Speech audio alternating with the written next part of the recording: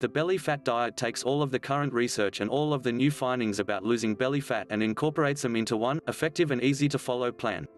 The plan addresses how cortisol controls the storage and disposal of belly fat and how you can break the cortisol cycle. How and why the hormones leptin and ghrelin can work for or against belly fat loss. The role insulin plays in both storing excess belly fat and regulating cravings and energy levels. The connection between stress and excess belly fat and how to break it. The role of vitamin C and omega-3 fats in losing belly fat.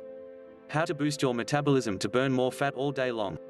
The most effective exercise method for losing weight and belly fat. Tool number 1, breaking the cortisol cycle. There's been so much information in the media and in diet books about the role that cortisol plays in the storage and disposal, or burning, of belly fat. If you haven't read the research or done much investigating on your own, you may not understand what cortisol is, what it does and how to break the cortisol cycle. Cortisol is one of the stress hormones naturally produced and secreted in the body. Cortisol's specific job is to react to stress signals by storing fat in the abdominal area. The reason this system exists is because, in ages past, stress often indicated a chance of famine in the near future. Back when people moved from place to find food and were often considered food themselves by other predators, stress was a signal that we were on the run and food was going to be in short supply.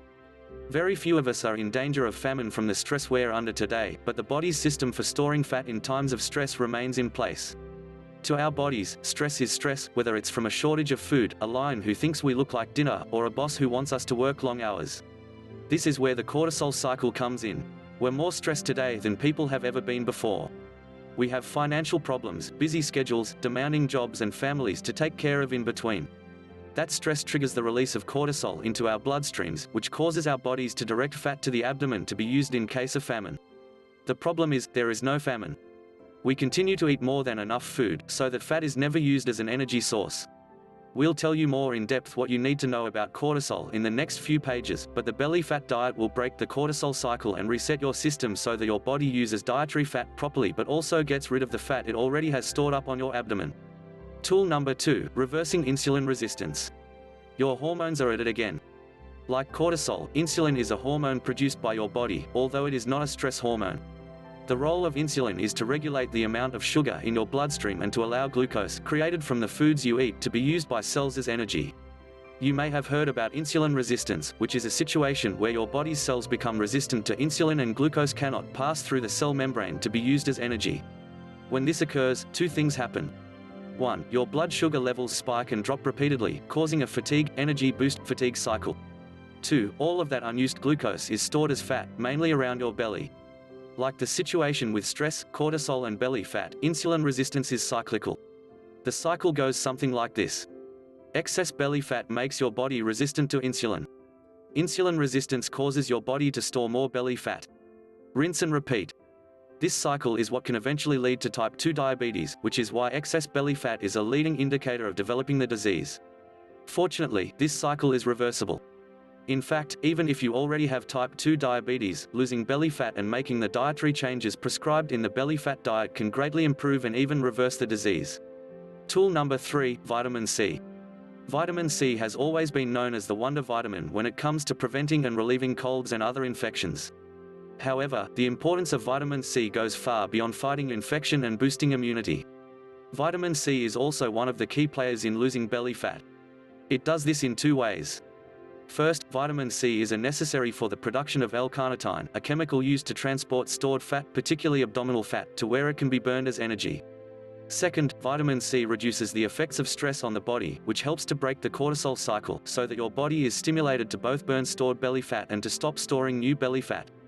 Vitamin C is a soluble vitamin, which means that our bodies don't store it up in great quantities.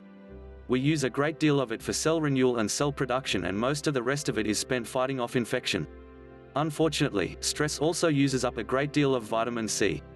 This means we have yet another cycle that gets in the way of losing the belly fat. We're stressed, so we have excess cortisol released into our bloodstreams, causing our bodies to store belly fat.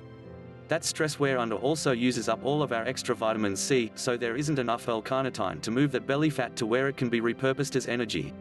On the belly fat diet plan, you'll be getting a great deal of vitamin C from your diet, which will be full of vitamin C-dense foods.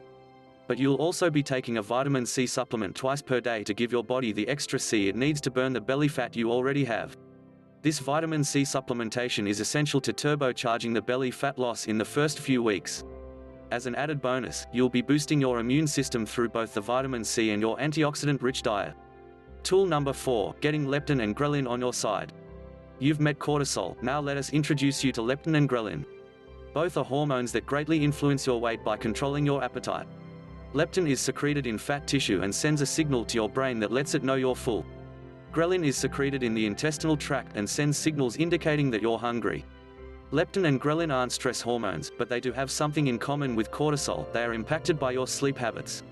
Several recent research studies have shown that people who get less than 7 hours of sleep per night have elevated ghrelin levels and decreased leptin levels. One of the interesting findings in these studies is that one night of missed or interrupted sleep is enough to see this change in leptin and ghrelin levels. It's far more pronounced when insufficient sleep is a regular pattern, but one all-night study session or party into the wee hours is enough to interfere with the work of these two hormones. What this means for you is that getting adequate 7 to 8 hours minimum sleep, preferably at the same time each night, is essential to keeping leptin and ghrelin on your side. It won't take long to get them regulated, so that you'll soon be overeating less and seeing fewer hunger pangs. This translates to faster belly fat loss without having to do anything other than sleep.